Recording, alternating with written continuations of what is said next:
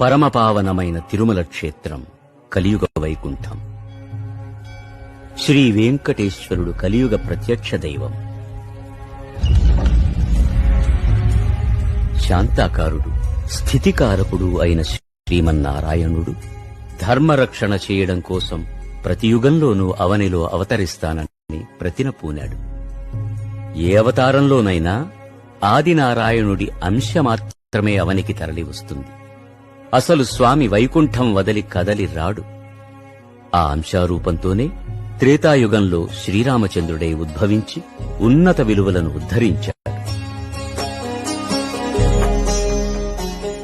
ద్వాపర యుగంలో శ్రీకృష్ణుడై అవతరించి ఉపనిషత్తుల సారమైన భగవద్గీతను ఉపదేశించి వెళ్లాడు.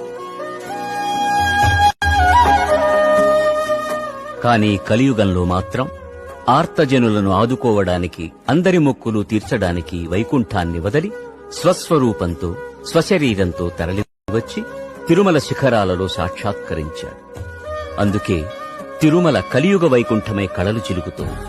ఈ అడుగడుగు దండాల వాడిని, ఆపద మొక్కుల వాడిని ఆశ్రయించి తరించిన భక్తులకు కొదవే లేదు.